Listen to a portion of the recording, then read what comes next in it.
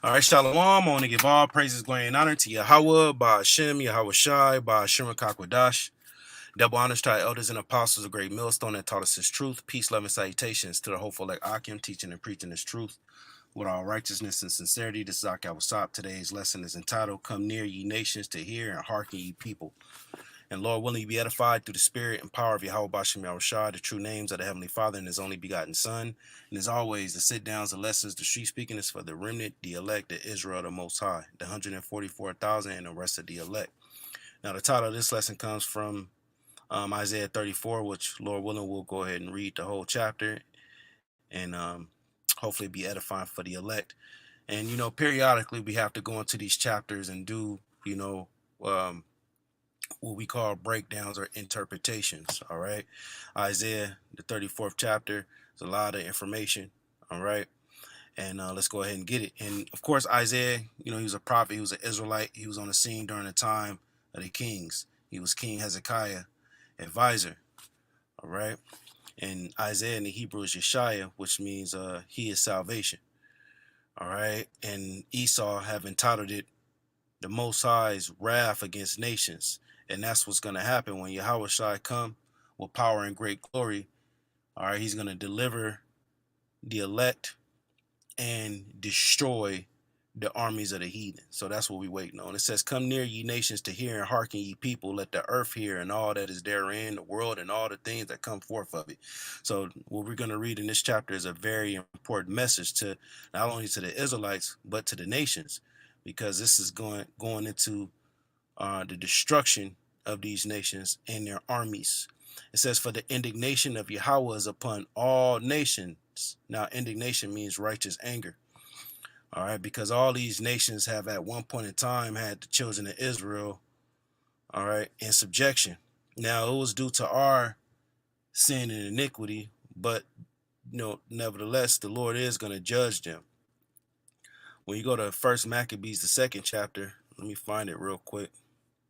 First Maccabees, the first chapter is a great chapter. That's something that you want to, periodically read. But let's see. Let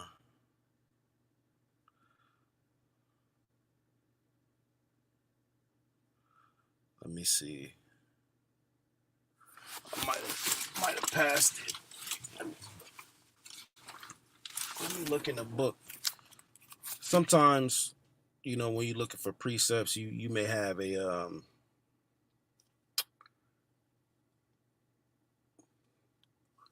you may have what they call a photographic memory of where it's at from the book. But then when you try to pull it up in the scripts, it'd be a little challenging. But it's actually right here. First Maccabees chapter 2, verse 10. What nation have not had a part in her kingdom and gotten of her spoils? All right, let's actually read up. And I believe this is Mattathias speaking. All right. Yeah, Mattathias he was the father of Judah Maccabees and his brothers. But let's read 8. Her temple was become as a man without glory. All right, refused. It says her glorious vessels are carried away into captivity. Her infants are slain in the street, her young men with the sword of an enemy, going into, the devastation that Antiochus Epiphanes the fourth brought upon the southern kingdom when he was forcefully converting them to the Hellenistic ways. What nation have not had a part in her kingdom and gotten of her spoils? And this is a rhetorical question. Every nation has had a part of the downfall of the children of Israel. Just read the book of Judges. Those little mini captivities, those mini bids that we were doing during the time of the Judges, which is a span of 450 years, then was the nations conquering us. So when we go back to Isaiah 34 and 2, it says, For the indignation of Yahweh is upon all nations, because all nations had a part of our downfall. And his fury upon all their armies, he have utterly destroyed them. He have delivered them to the slaughter. So it's already written in the spirit that the destruction has fell on these nations and they've been slaughtered. It just has to play out in the physical realm. It says, Their slain also shall be cast out, and their stink shall come up out of their carcasses, and the mountains shall be melted with their blood, because these nations going to get destroyed. When you read in Revelation, I want to say it's the 14th chapter, it speaks about how the blood came up to the horse's bridle when the Lord bring the destruction, which is parabolic for how much death and destruction is going to be out here. Verse 4, and all the hosts of heaven shall be dissolved. Talking about the armies of the heathen. And the heaven shall be rolled together as a scroll going into the nuclear destruction that will be brought upon Babylon the Great, which is America. And when those missiles hit this place and that fire and destruction from the missiles is going to cause what the sky, what the scientists call a mushroom cloud. The heavens rolling together as a scroll, and all their hosts shall fall down. This is the war in heaven that you read about in Revelation 12 verses 7 on down. It's not the spiritual demon Satan fighting against the heavenly Father and the angels. All right, it's going into Yahushai fighting against the armies of the heathen in the heavens. The so-called UFOs, which they are known scripturally as the chariots of Israel, fighting against Esau's aircrafts, the Blue Angels, the F-35 Raptors, the B-2 Spirit bombers, these different aircrafts that's militarized to fight threats. Yahushua is going to fight them, and they're going to fail miserably. That's what 2nd Esdras 13 is going into, as well as Revelation 12 verses 7 on down. It says, as a leaf falleth off from the vine, and as a falling fig from the fig tree. So when the missiles hit, they're going to come in an arcing fashion. Just as a fig leaf is cast off of a tree, it falls in an arcing fashion. That's how these ICBM missiles is going to hit Babylon the Great when they get shot from their destination. From their location and come to their destination. For my sword shall be bathed in heaven. All right, the ICBM missiles is going to be bathed in heaven. That's why in other precepts and prophecies, it speaks about stars falling down on the earth, which is these missiles traveling through the heavens, and these missiles are being propelled, through an engine that, produced, this fire-like presence. It's going to be like burning lights traveling through the heavens like stars. For my sword shall be bathed in heaven. Behold, it shall come down upon Idumea and the people of my curse to judgment, which is Babylon the Great. Now, we're going to just get this precept over here to back it up through the spirit, because I spoke about these missiles also being scripturally known as stars. Now, depending on the context, then you'll determine if it's talking about actual stars or if it's talking about missiles. Now, in this particular case, these stars is talking about missiles. 2nd Esdras 15 verse 40, the great and mighty clouds shall be lifted up full of wrath. The aircrafts of the Lord, the so-called UFOs, they're going to come and bring destruction. That's what Habakkuk the 3rd chapter is going into. And the star, the ICBM missiles, because not only is the missiles going to do the damage and bring that fire, the great and mighty clouds, or the so-called UFOs, they're going to be lifted up full of wrath as well. They're going to be shooting out laser beams and concentrated fire. It says, in the star, that they may make the earth afraid, and them that dwell therein, and they shall pour out over every high and eminent place an horrible star, fire and hail and flying swords. That's what we're reading about in Isaiah 34, how it speaks about my sword shall be bathed in heaven. It's talking about these traveling through the heavens. They're going to be as flying swords. And many waters. Scriptures speak about the lake of fire, that all fields may be full, and all rivers with the abundance of great water. So when these missiles hit and bring that thermonuclear destruction, it's gonna cover the face of Babylon the Great with fire, and it's gonna look like abundance of great waters from an aerial point of view. It says, and they shall break down the cities and walls and mountains, hills, trees of the wood, and the grass of the meadows, and their corn. Joel the 2nd chapter, the land is as the Garden of Eden, and after it a desolate wilderness. These missiles are going to break down this place, and the missiles shall go steadfastly into Babylon and make her afraid. So this Idumea is Babylon that we're reading about in Isaiah 34 verse 5, We're in verse 6 now. The sword of Yahweh was filled with blood. It is made fat with fatness, and with the blood of lambs and goats, and with the fat of the kidneys of rams. So the destruction that the Lord is going to bring is like an animal sacrifice. All right. These nations are going to get burnt up. All right. All the unbelievers and people who fought against the prophets and this truth, they want to abhor this message, then they're going to get destroyed. All right. This is Psalm 37. Lord is going to turn these people. The Lord is going to have a great sacrifice here in this place. And this in other places in the precepts.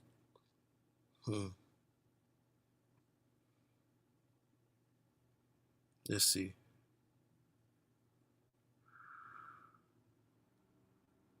This is Psalm 37:19. They shall, I started 18. Yahweh knoweth the days of the upright, the elect. How does the Lord know the days of the upright? Because man's goings are of the Lord. So, Proverbs 20, verse 24. So the Lord puts the spirit on the elect to do the things that they do. That's why he knoweth the days of the upright. And their inheritance shall be forever. Talking about the kingdom of heaven. It's going to be an everlasting kingdom. They shall not be ashamed of the evil time. We're not going to be confounded when the prophecies take place, because we've prophesied the evils and all these sad perils to come. And we're going to actually see them, and we're going to rejoice. That's why Isaiah 65 said, my servant shall eat, but ye shall be hungry. My servant shall drink, but ye shall be thirsty. My servant shall rejoice, but ye shall cry for sorrow of heart, and shall howl for vexation of spirit.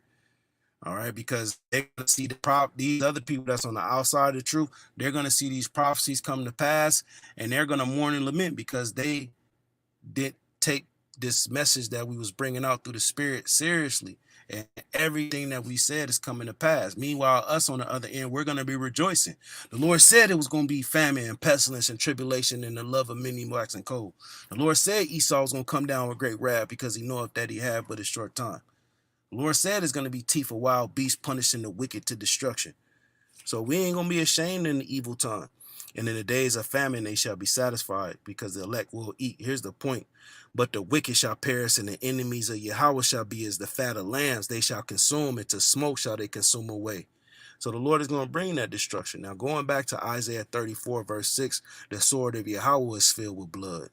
It is made fat with fatness, and with the blood of lambs and goats, with the fat of the kidneys of rams. So these nations, Esau, Jake, and Esau, these nations and Jake is going to get destroyed. For Yahweh have a sacrifice in Basra or Babylon, and a great slaughter in the land of Idumea.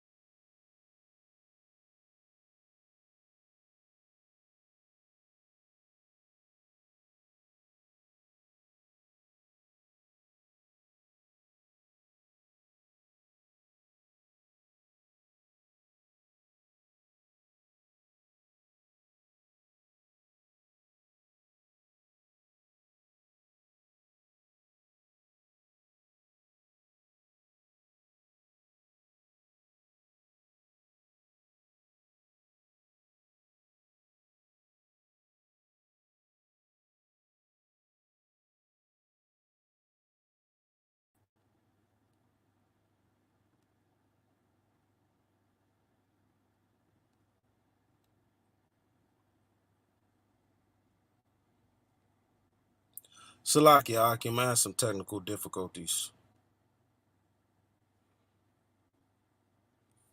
Salakia, I can man, some. All right, but we're gonna continue to get it on. You already know how the spiritual demon Satan roll, Prince of Power of the Air. So I left off on Isaiah 34:8. I'll start up a verse above. I'm not sure where it cut off at, but let's keep it pushing. Isaiah 34:7, and the unicorn shall come down with them, and the bullocks with their bulls. So when the destruction happen, not only will people be destroyed, animals will be destroyed too here in Babylon the Great. And their land shall be soaked with blood, and their dust made fat with fatness. Verse 8, for it is the day of Yahweh's vengeance in the year of the recompenses for the controversy of Zion. So the Lord is going to bring this destruction for what was done to the children of Israel. Now, an interesting thing, when you go into this particular verse here in Isaiah 34:8, it says this. Let's look at the Christian Standard Bible. It says, for Yahweh has a day of vengeance, a time of paying back Edom for its hostility against Zion. So this destruction is coming to Esau.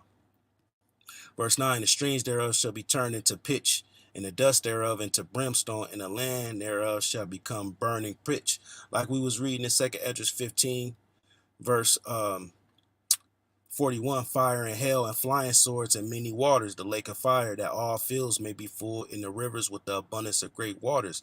So when these missiles hit, which these missiles are scripturally known as flying swords or the star falling upon earth, depending on the context of the scripts, the produce from it is going to turn this place into abundance of great waters or the lake of fire. So when we go back to Isaiah 34:9, the streams thereof shall be turned into pitch, and the dust thereof into brimstone, and the land thereof shall become burning pitch. It shall not be quenched day nor night. The smoke thereof shall go up forever. From generation to generation shall it lie waste. None shall pass through it forever and ever. So this place is going to be wholly desolate when the Lord gets done with this place. Ain't nobody going to be dwelling here. Nothing but these desert-like creatures will inhabit this place after the destruction come. Verse 11, the cormorant and the benarin shall possess it. These are, these particular animals that will survive the thermonuclear destruction, and they will inhabit Babylon the Great. The owl also and the raven shall dwell in it. These unclean and hateful birds, like you read in Revelation 18, these different birds of prey. It says in it, and he shall stretch out upon it the line of confusion and the stones of emptiness. So when the Lord destroyed this place, you're not going to be able to know where California was. You're not going to be able to identify what Texas and New York and Miami was, because the Lord is going to bring holy desolation to Babylon the Great. Let's see.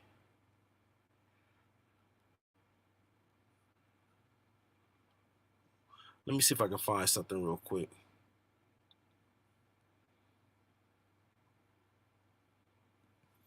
All right. So let's keep reading. Verse 12. They shall call the nobles thereof to the kingdom, but none shall be there, and her princes shall be nothing. And this is parabolic, just saying that once Babylon the Great is destroyed, there's going to be nobody in a position of power to answer for this place. And the thorn shall come up in her palaces, and nettles and brambles in a fortress thereof. And it shall be a habitation of dragons in the court of owls. So just like how you see on I Am Legend, after a while, it gives visuals, but the Lord is going to far exceed what we read in these scripts when he bring the total destruction in Babylon. It's just this place is going to be unkept. All right. Wild beasts of the desert shall also meet with the wild beasts of the island. And the satyr shall cry to his fellow, and the street owl also shall rest there and find herself a place of rest, going into these animals inhabiting Babylon the Great. There shall the great owl make her nest and lay and hatch and gather her under her shadow, and there shall the vultures also be gathered, every one with her mate.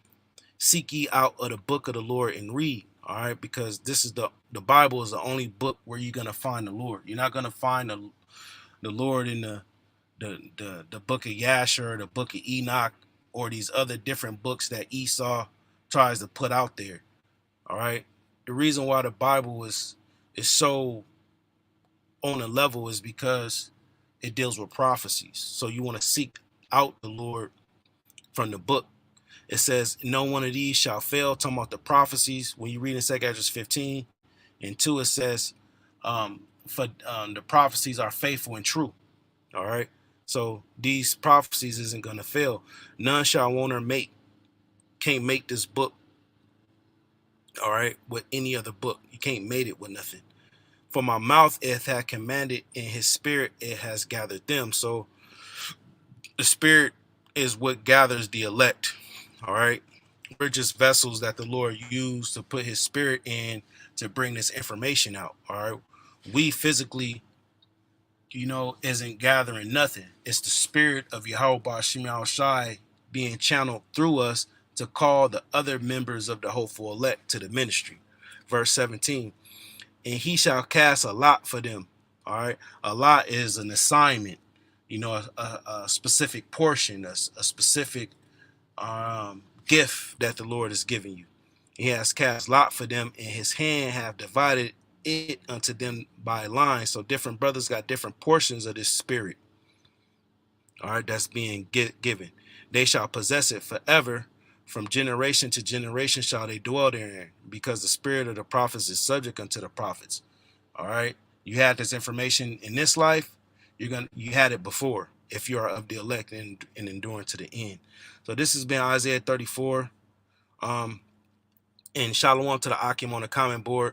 Now, I did have some technical difficulties. I'm gonna go and play the video back. Lord willing, it wasn't, a lot of technical difficulties, but I want to say it was probably during the part when I was going into Isaiah 34 verses 7 and 8, which I did go back on it. So I will replay it and see how it happened. I had some problems with my hotspot.